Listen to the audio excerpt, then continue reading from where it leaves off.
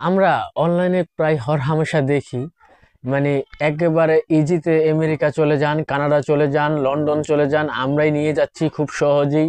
এরকম বিভিন্ন চটকদার বিজ্ঞাপনগুলো আমরা দেখে থাকি। এবং আমরা কিন্তু এটাও দেখি যে বিভিন্ন প্রতারক চক্র বিভিন্নভাবে মানুষকে এইসব দেশের প্রলোভন দেখিয়ে প্রতারণায় ফেলছে। এটা কিন্তু আমার মুখের কথা না, এটা কিন্তু আমরা হর হামেশাই বিভিন্ন নিউজ চ্যানেলে কিন্তু দেখতে পাই। বিভিন্ন প্রতারক চক্র মানুষের সাথে প্রতারণা করছে, বিশেষ করে ভালো ভালো কান্ট্রি, ইউরোপ আমেরিকার বিভিন্ন দেশের কথা বলে বিভিন্নভাবে প্রতারণা করছে। আমরা কিন্তু অনেক সময় দেখা যায় বিভিন্ন আমাদের দেশের মানুষ এই মেক্সিকো হয়ে ডাঙ্কি মেরে আমেরিকাতে যায়, আমেরিকা যাওয়ার একটা স্বপ্ন থাকে। কেউ ভিজিটে গিয়ে ওখানে সেটেল হওয়ার চিন্তা করে, কেউ মেক্সিকো দিয়ে বর্ডার ক্রস করে ঢোকে, কেউ আছে পানামার জঙ্গল টঙ্গল এটা সেটা বিভিন্ন দেশ ঘুরে ঘুরে তার স্বপ্নের দেশ আমেরিকাতে যায়। কিন্তু আদৌ কি তারা অবৈধভাবে বা ভিজিট ভিসায় ঢুকে আমেরিকাতে বৈধ হইতে পারে ঠিক মতো? তো প্রিয় দর্শক, অবশ্যই ভিডিওটি মনোযোগ সহকারে সম্পূর্ণ দেখবেন। আসসালামু আলাইকুম, আমি মোহাম্মদ মেহেদী হাসান। যে যেখান থেকে আমার ভিডিওটি দেখছেন সবাইকে ব্যাপারী মেহেদী অফিসিয়াল চ্যানেলে স্বাগতম। বিষয়টি হচ্ছে কি, আপনি যদি আমেরিকাতে ভিজিট ভিসায় গিয়ে সেখানে থেকে যাওয়ার চেষ্টা করেন, তাদের সংবিধান অনুযায়ী আমেরিকার আমি কথাগুলো বলছি, আপনি কিন্তু সেখানে লিগ্যাল হওয়া এত সহজ না।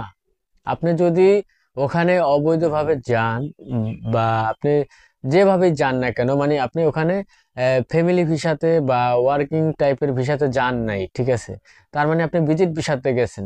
সেখানে আপনার স্টে যতদিন থাকার কথা অতদিন পরে আপনি কিন্তু ওখানে অবৈধ। আমেরিকাতে সহজে এই যে অ্যাসাইলাম করবেন, কেস করবেন ইউরোপের মতো ইতালির মতো, ওরকম না ভাই, খুব কঠিন। আমেরিকার জীবনটা খুবই কঠিন যদি আপনার কাগজপত্র না থাকে। আপনি বৈধ হওয়াটা, গ্রিন কার্ড পাওয়া তো সেটা দূরের কথা, আপনি বৈধ হওয়াটা খুবই কঠিন আমেরিকাতে, ঠিক আছে। কিন্তু আপনি যদি স্টুডেন্ট ভিসাতে আমেরিকা যান তাহলে অবশ্যই আপনি টুডে টুমোরো কোনো এক সময় খুব শীঘ্রই অবশ্যই আপনি বৈধ হইতে পারবেন। বা আপনার পরিবার, বা আপনি যদি ওখানে বিয়ে করেন, এরকম সেটেলমেন্ট থাকে। কিছু কিছু বিষয় আছে যেখানে 12টা সমস্যা থাকে সেখানে 13টা আসান থাকে, ঠিক আছে। রাস্তা একটা না একটা বেশি থাকে। তো আপনি চাইলে অন্য সিস্টেমে, অন্য অ্যাঙ্গেলে হয়তো বা আপনি ওখানে লিগেল হতে পারবেন, বৈধ হতে পারবেন, কাগজ পাবেন। কিন্তু আপনি ওই যে মেক্সিকোর বর্ডার দিয়ে ঢুকছেন, আপনি ভিজিট ভিসায় গেছেন, আপনি আমেরিকাতে থেকে যাবেন, ঠিক আছে, আসলে আপনি কাগজ পেয়ে যাবেন, এটা অনেকে মিষ্টি মিষ্টি ভাষায় বলবে আপনাকে। আসলে এটা মিথ্যা, বাস্তবতা অনেক কঠিন, বাস্তবতাই আপনাকে মেনে নিতে হবে। তো আমি আশা করি কি বলছি বুঝতে পারছেন।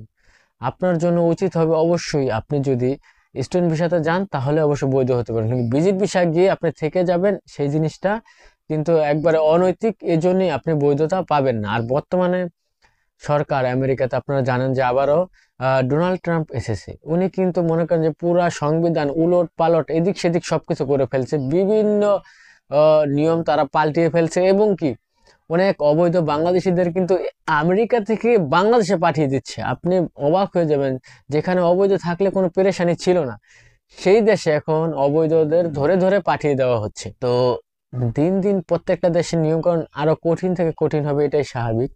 তো আশা করি আমি কি বলছি বুঝতে পারছেন। প্রতিনিয়ত এই ধরনের বৈদেশিক আপডেট পেতে অবশ্যই চ্যানেলটি সাবস্ক্রাইব করে সাথেই থাকবেন। তো দর্শক, আজকের মতো এই পর্যন্তই। সবাই ভালো থাকেন, সুস্থ থাকেন, আল্লাহ হাফেজ।